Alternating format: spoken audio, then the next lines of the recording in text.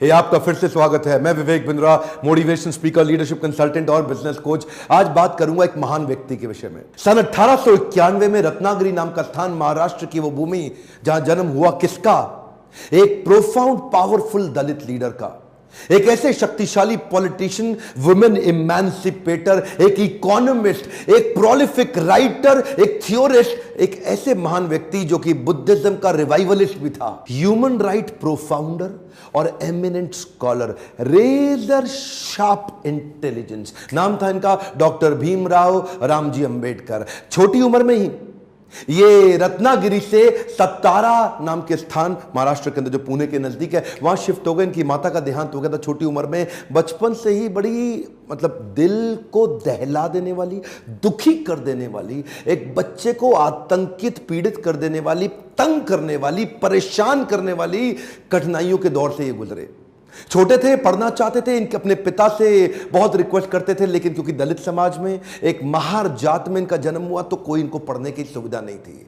वहां पे आम बच्चों के साथ इनको पढ़ने नहीं दिया जाता था। पिता ने इनको बड़ी किसी तरह जुगाड़ लगा करके किसी वहां नजदीक के स्कूल में एडमिशन कराया, तो उसको बैठने नहीं दिया गया। बोला बाहर बैठ के पढ़ेगा। सोचो, छोटा बच्चा, उसको बाहर बैठा के, अच्छा पढ़ाई में इतनी रुचि कि बाहर बैठ के इतना ध्यान से पढ़ता। एक बार मास्टर ने इनको बोला, इधर आओ, ये ब्लैक बोर्ड पे सवाल तो सॉल्व करके दिखाओ। अच्छा, ये ब्लैक बोर्ड पे सवाल सॉल्व करने गया तो अचानक बच्चे चिल्लाए, मास्टर जी नीची जाति का है। और इतना ही नहीं, बच्चे चिल्ला के भागने लगे ब्लैक बोर्ड की तरफ। ये हैरान हुआ क्यों भागे। तभी देखा सारे बच्चों ने अपने अपने टिफिन उठाए, वहां से उठा के पीछे करने लगे, धक्का मारने लगे। क्यों? उनको डर था इसकी परछाई से इनका खाना अपवित्र ना हो जाए। ऐसे कई छोटे धक्के इसको लगी। पानी एक बार कुएं से क्या पी लिया, इतनी मार पड़ी इसको, इतना फिजिक, एक छोटे बच्चे को सहनी पड़ी इतनी मार। एक बार रिक्शे वाले ने रिक्शा से उतार दिया। बोला तू नहीं बैठेगा रिक्शे में। क्यों? क्योंकि रिक्शे वाले को बीच में पता लगा कि ये नीची जाति का है। और उसके बाद उससे बोला तुझसे डबल पैसा लूंगा, और फिर रिक्शा भी अब तू चलाएगा। वो नीचे चलने लगा, रिक्शा भी। जानते हैं उस समय केवल छूने से नहीं, परछाई तक से दिक्कत थी इनकी। और परछाई तो छोड़िए, इनकी आवाज सुनने से भी लोग सोचते थे कि अपवित्र हो जाए। ये जो आवाज से अपवित्र, परछाई से अपवित्र, छूने से अपवित्र, ये दर्द जो उनको सहना पड़ा, ये दर्द इनकी जिंदगी में बहुत बड़ा रोल प्ले किया आगे चल के इनकी लीडरशिप को बिल्ड करने में। जानते हैं, संस्कृत नहीं पढ़ाई जा रही थी। बोलते संस्कृत तो ब्राह्मणों के पढ़ने के लिए, तेरे पढ़ने के लिए तो है नहीं, स्कूल से निकाल दिया जाता था। तो सायाजी महाराज गायकवाड़ नाम के एक राजा वहीं हुआ करते थे, जिन्होंने इसकी तकलीफ को समझा और वो इनकी तकलीफों को पहचानते थे। बहरहाल इनकी पढ़ने की इतनी इच्छा को देख के उन्होंने इसको स्पॉन्सर किया, स्कॉलरशिप दी, ताकि ये जाके वेस्ट में लंबी पढ़ाई कर सकें। देखिए, ध्यान दीजिए, बात आज की नहीं है, बात 110 साल पुरानी है। 1908, 1909, उस समय एक सबसे निचले पायदान से उठा हुआ महार जात का लड़का जाकर के इंटर करके आया इंग्लिश में मुंबई से। उसके बाद वही बीए करी, पॉलिटिकल साइंस और इकोनॉमिक्स में। रुका नहीं, तुम मुझको यहां नहीं पढ़ने दोगे, मैं जाऊंगा दुनिया की बेस्ट यूनिवर्सिटी में, रोक के तो दिखाओ। और वही स्कॉलरशिप लेकर के निकल गया न्यूयॉर्क, कोलंबिया यूनिवर्सिटी जाकर के उसने पहले तो एमए करी, पॉलिटिकल साइंस, इकोनॉमिक्स, हिस्ट्री और सोशियोलॉजी में। उसके बाद पीएचडी करने निकला। यहां नहीं रुका, लंदन स्कूल ऑफ इकोनॉमिक्स चला गया।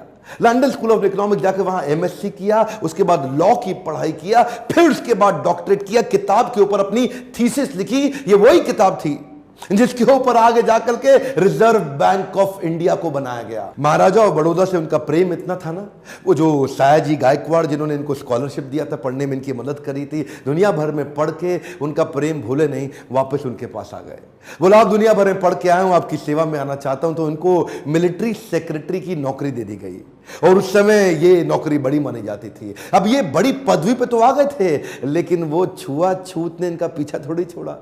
वहां भी जो सरकारी पियोन होता था ना, वो उनको फाइल दूर से फेंक के दिया करता था। बोला तू नीच जात का है, आज गद्दी पे बैठ गया तो क्या, दूर से फाइल फेंकते थे, उसके पास नहीं जाते थे। उनको खाने के लिए बोलते थे बाहर जाके खा। आज भी वो कुएं से पानी नहीं पी सकते थे, इतनी एग्जॉल्टेड पोजीशन पे। बाबा साहब अंबेडकर की तकलीफों का सिलसिला थमा थोड़े ही। अभी तो रमाबाई जिनसे उनका विवाह हुआ था, उनके साथ उनकी 5 संतानें हुई, लेकिन 4 संतानें एक के बाद एक इलाज की सुविधा ठीक से ना मिल पाने के कारण उनके जीवन से चलती चली गई। 4 बच्चों का देहांत हुआ, एक बच्चा बचा, लेकिन पत्नी भी आगे चल के लंबा साथ नहीं दे पाई, वो भी लंबी बीमारी के चलते उनका भी देहांत हो गया। बाबा साहब अंबेडकर, जो अब इस समय कोई भी आदमी टूट सकता था, जिसका अपना स्वाभिमान ही खत्म हो जाए, लेकिन ये क्या किए, ये साथ साथ अपने देश के लिए लड़ते रहे और घर की तकलीफों से अपने आप को रुकने नहीं दिया। सत्याग्रह पे निकल गए। 1927 के इस महान सत्याग्रह में ये जिद पे अड़ गए कि सब दलितों को कुएं से पानी पीने का अधिकार दिला के रहूंगा। सार्वजनिक स्थान है, किसी का प्राइवेट नहीं है, जो सरकारी स्थान है, वहां पे एक इंसान दूसरे के साथ पानी क्यों ना पी सके। देखिए गलत तो एक्चुअली हो रहा था। जो दलित औरतें थी ना, उनको साड़ी भी पहनने का, पांव को ढक के उठा के साड़ी पहननी पड़ती थी। इन्होंने पहली बार अधिकार दिलाया, पूरी नीचे तक आम औरतों की तरह पांव को ढक के साड़ी पहनने का अधिकार। उसके बाद बोले कम्युनल इलेक्टोरेट की मांग कर दी इन्होंने। कम्युनल इलेक्टोरेट में ये चाहते थे कि कम्युनिटी के आधार पे हमारी वोटिंग की सुविधा अलग हो। उसमें थोड़ा गांधी जी अड़ गए, क्योंकि गांधी जी जानते थे कि ये अंग्रेज लोग मिल करके हमारी सारी जातियों को तोड़ के अलग कराना चाहते। गांधी जी ने इनको समझाया। देखो क्या बोले अंबेडकर जी, मैं आपको रिजर्वेशन दिला दूंगा, मैं आपको बाकी सब मदद करूंगा, सब करूंगा, लेकिन अलग नहीं करते। अब जातियों के आधार पर अगर देश को अलग किया तो मुझे स्वतंत्रता नहीं मिल पाएगी, मैं अंग्रेजों से लड़ नहीं पाऊंगा, मेरे साथ खड़े होके मेरी ताकत बनो। वो जब अंबेडकर नहीं माने तो गांधी जी ने फिर उनको रिक्वेस्ट की और उसके बाद अनशन पे बैठ गए गांधी जी। बहरहाल अंबेडकर उस समय उनके सामने बड़ी दुविधा आ गई। वो सोचे एक तरफ मेरी अपनी जाति के लोग, मैं उनकी मदद करूं, और एक तरफ देश में आंदोलन लड़ रहे हैं गांधी, उनका जीवन, इनके जीवन का त्याग ना हो जाए, कहीं ऐसा जीवन ना खत्म हो जाए। उन्होंने गांधी जी को समझाया, बोला ठीक है आप अपना अनशन छोड़िए। पूना पैक्ट वहां साइन किया गया, और पूना पैक्ट जब साइन किया उस समय इन्होंने रिजर्वेशन तो कम से कम कंट्रोल में कर लिया। The evolution of provincial finance in British India नाम की इनकी किताब, द प्रॉब्लम ऑफ रूपी नाम की 2 किताबें, जिसके आधार पे आरबीआई की स्थापना हुई। मैं दोबारा बोल दूं क्या, इन्होंने जो किताबें लिखी उसके आधार पे आरबीआई की स्थापना करी गई। कैन यू इमेजिन, भारत के सबसे निचले पायदान से आया एक यंग लड़का जिसकी कोई मदद करने वाला नहीं, आज उसकी बुद्धि पे आधारित हमारे कॉन्स्टिट्यूशन की स्थापना भी की जाएगी। इनकी ज्ञान, बुद्धि और कौशल का लोहा इंडियन लीडर्स और ब्रिटिश लीडर्स दोनों मानते थे। 1947 में भारत आजाद हुआ और गांधी जी के पास नेहरू अपनी पूरी कैबिनेट की लिस्ट लेकर के आए। जब नेहरू, जो कि स्वतंत्र भारत के पहले प्रधानमंत्री होने वाले थे, पूरी कैबिनेट की लिस्ट लेके पहुंचे और बताया कि देखो इनको मैं तो तभी गांधी ने पूछा इसके अंदर बाबा साहब अंबेडकर का नाम कहां है, और वहीं थोड़ी उनकी बहस हुई और गांधी ने बोला कि नेहरू ये तुम्हारी कैबिनेट नहीं है, ये आजाद भारत की कैबिनेट है। तभी उनको कानून मंत्री के रूप में लिया गया, और न केवल कानून मंत्री बल्कि तुरंत जो ड्राफ्टिंग कमेटी थी इंडियन कॉन्स्टिट्यूशन की, उसका चेयरमैन भी बना दिया गया। इनकी इंटेलिजेंस के आगे कोई कुछ बोल नहीं सकता था। जो इनसे सहमत थे, असहमत थे,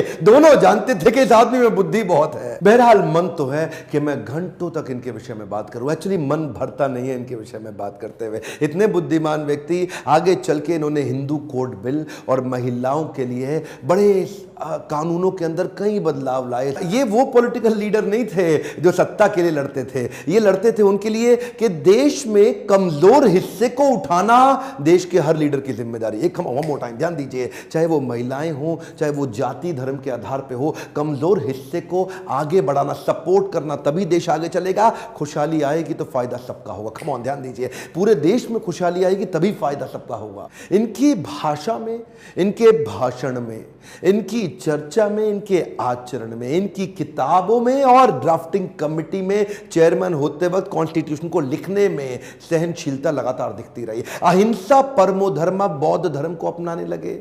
आत्मवत् सर्वभूतेषु, भागवतम में बताया गया है कि बौद्ध धर्म में आत्मवत् सर्वभूतेषु, सभी जीवात्माओं को अपनी तरह देखना चाहिए। ये जो समान दृष्टि देने का उन्होंने प्रयास किया, ये उसके बाद ये बौद्ध धर्म को स्वीकार करने चले गए। आखिरी तक काम प्रेम से करते रहे, किसी से लड़ाई नहीं लड़ी। आपके लिए क्या मैसेज है इसमें? एक मैसेज लेके जाइए, एजुकेशन इज द टूल।